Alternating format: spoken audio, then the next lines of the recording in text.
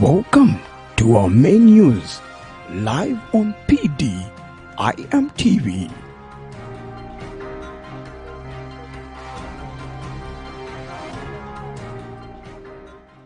Again, like it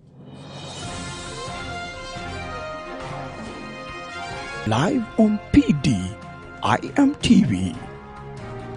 was physical files from those who benefited before, and we could not pinpoint how much the loan was. Those files of, and this is the number. Welcome to our main news, live.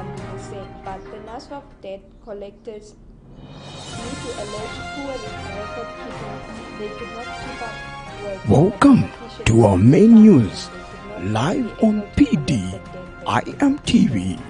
Now, they reported that 84.6 million was debt from 99. The Ministry of Finance had estimated that the NASFAF Welcome to our main news, live owned on the fund PDIMtv.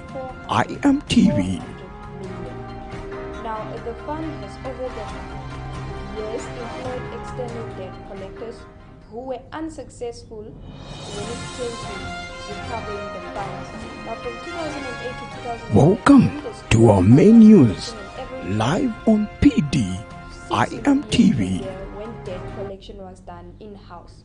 However, when it contracted ex-debtors, this amount decreased to 54 per year, of which about 3.5 million a year plus 12% commission was paid in debt collectors.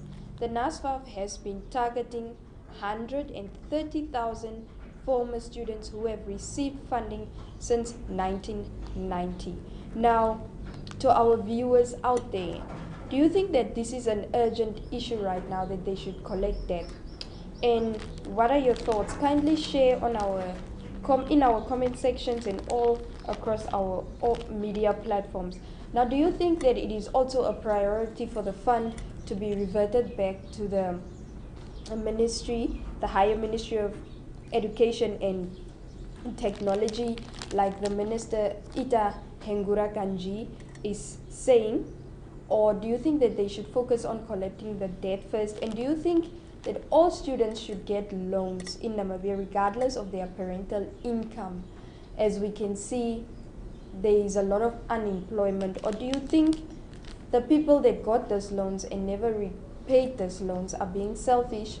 Or is it just because they are also unemployed? What are your thoughts? What do you think of this whole entanglement of NASFAF debt collecting, reverting back, and the applicants that were denied the loans? And also, do you think that the college students or the vocational students should also be a priority when it comes to receiving these loans?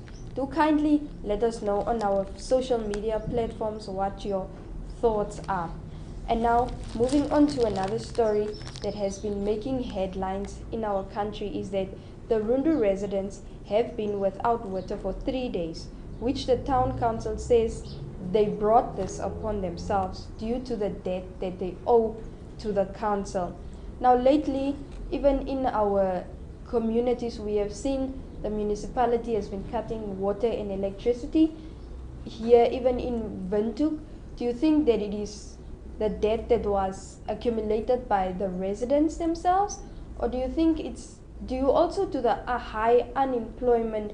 And as we know, water is one of those things that we cannot live without. So what are your thoughts? Kindly do share and let us know. Now, the Rundu Town Council says the residents owe the community close to 300 million in overdue municipal bills, which has been. He says that the council spends about 6 million per month on buying prepaid water from NEM Water, but only 30% of its ready to fulfill their mandate. He says the council currently owes NEM Water about 124 million, and the council was placed on a prepaid credit system by the water utility after it was removed from the conventional water supply system after the town accumulated debts of close to 60 million in 2018. Now, the amount also seems to be doubled since 2018, a situation Makai said would affect every Rundu resident if they do not pay their municipal bills. It is going to affect everyone, even those who have been paying their water bills, he says. Now, Makai could not say when residents can expect uninterrupted water supply. Looking for funds to produce enough water, he says. Demonstration against put away at all. And he said that the news was a shock to him and that residents over the weekend voiced their dissatisfaction with the town's management at the community meeting. So that was also some of the stories that were making headlines. Now, speaking of councils, debts and water, another story that has been making headlines is that local councillors want a push for perks in an increase in their transport allowance. They say nothing that 7,000 per month is not sufficient to pay their vehicles. That they say their allowance is only 7,000 per month and they are traveling a lot with these cars and they need this money to be increased. They also want more than the current 5,000 they receive as fuel allowance. Now, the IPC councillor of Walfish Bay Rural Constituency, Florian Degaco, said he was given about 5,000, and we will continue on the stories and some of it when we come after the break. So do stay tuned. Come to our main news.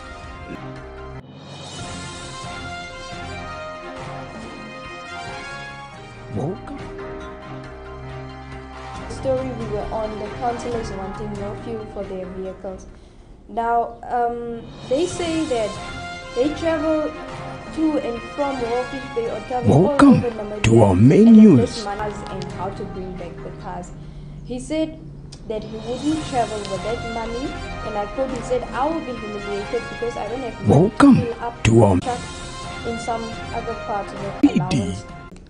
The Windhoek 2021 Digi Olympics on 6th of October this year.